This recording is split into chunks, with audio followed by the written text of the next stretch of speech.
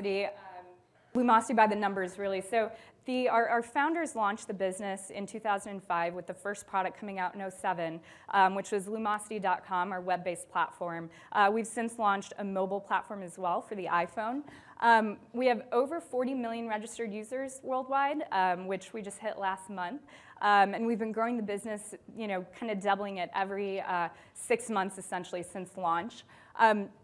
17 million uniques come to our site every month, so we have a highly engaged user base, and over 100% growth in our subscriber base year over year. We have an $80 a year price point for subscription. We also have launched our family plan, which is $125 a year.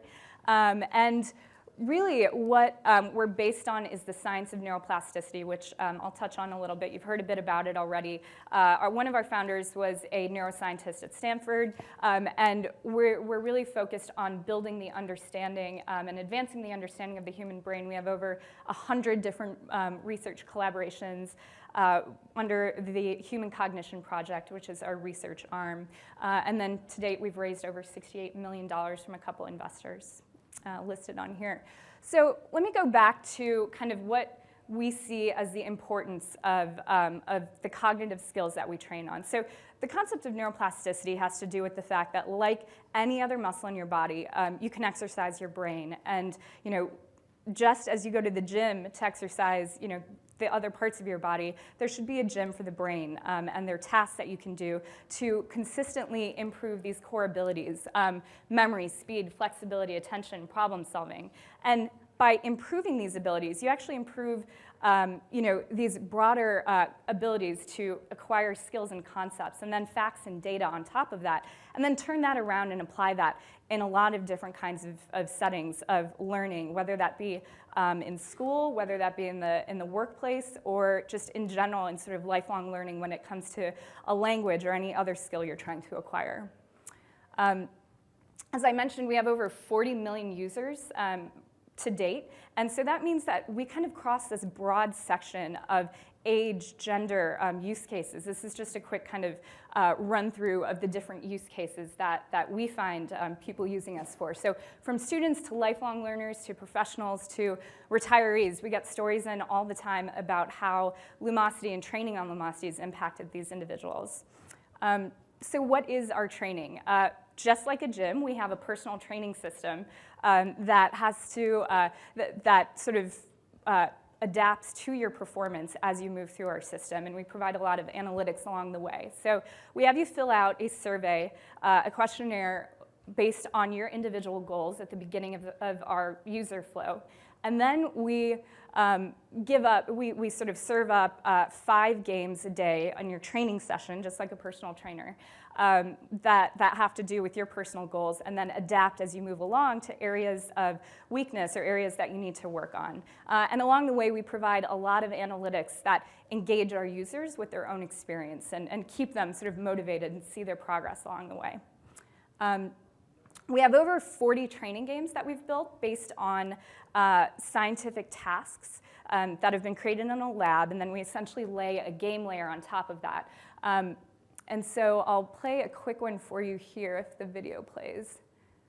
Looks like the video might not play, which is unfortunate. Oh, that's okay. Essentially, you should go on our site and test out some of the games, but yeah, that's okay, thanks. So we also have our mobile app, which I mentioned, and to date we have over, I think, 16 million downloads, and essentially we've hit the top spot in the iTunes store. We sort of trade off the top spot in the education vertical with Quizlet, who I think is speaking next, and so we are continuing to push into more mobile devices, Android and iPad later this year. And as I mentioned, science is really at the core of what we do. Because the business has focused on really growing direct to consumer and getting to scale, we have this unique ability to look at 700 million data points on gameplay across our 40 million users. This is an enormous set of cognitive data. We believe it's the largest set that exists. And that allows us to really do some interesting things in terms of research and thinking about new applications of what our cognitive training can benefit. We also have what we call an open science platform where we offer our tools to researchers to use for free in order to advance the understanding of neuroscience and how the brain works, and also to advance our own product development. They help us get research out there around the efficacy of our product and how it can be used in better ways. And to date, we have 4 peer-reviewed articles with a lot more in the pipeline. Let's see. This just kind of speaks a bit to what our innovation platform looks like. So we have a team of data scientists at our company that are constantly mining the information we have on our users. And from that, we're able to generate interesting, unique insights on new ideas, new ways that our training is effective.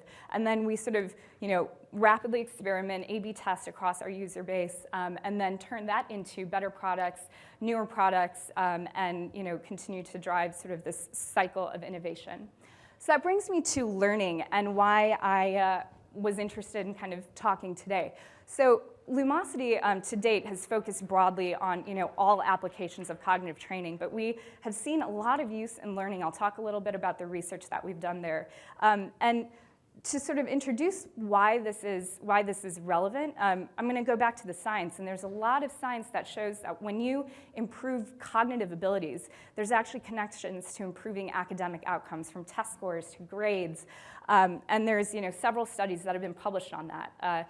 On top of that, we've seen a lot of teachers write into us with an interest in using us in the classroom. And so we've started our own research effort, which I'll get into in a second here, in response to that. But really, we see cognitive training as a complement to content-based learning. So, cognitive training improves cognitive abilities, which then in turn supports the ability to learn any sort of content that somebody would be interested in, from math to reading to literacy.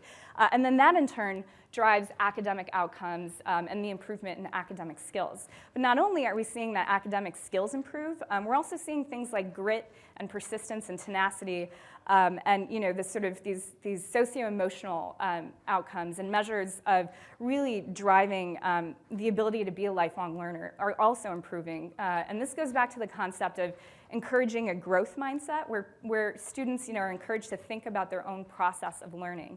And we find that this really engages people in becoming active learners in the process. So this has all come to us through data, through this sort of outreach program that we started called LEAP. To date, we have over 12,000 students who are using us through LEAP, where we give Lumosity away to educators to use for free. And we've done very little marketing about this. It's just really been grassroots in response to teachers writing into us. What we're looking to do, though, is to sort of broaden this into a much more robust research effort. So we're looking for partners, from practitioners to content providers to researchers who'd be interested in working with us to continue to build this and our understanding of the relevance of cognitive training in the classroom. What we've seen from this also is that we ask teachers to give their students a pre and post test on cognitive skills and use a control group, actually. And in our first round of data collected, we've seen an actual improvement in the cognitive skill based on our training. What's interesting is it increases with gameplay, and so I think that's pretty promising. We're starting to include measures of academic achievement after that. But I think the big idea here is to really think about how we can reshape learning experiences, starting with the brain. So I mentioned a couple different ways up here. Sure, thanks. And so we're looking for partners who can help us think through more of this and would welcome the conversation. My contact information is there. Thanks.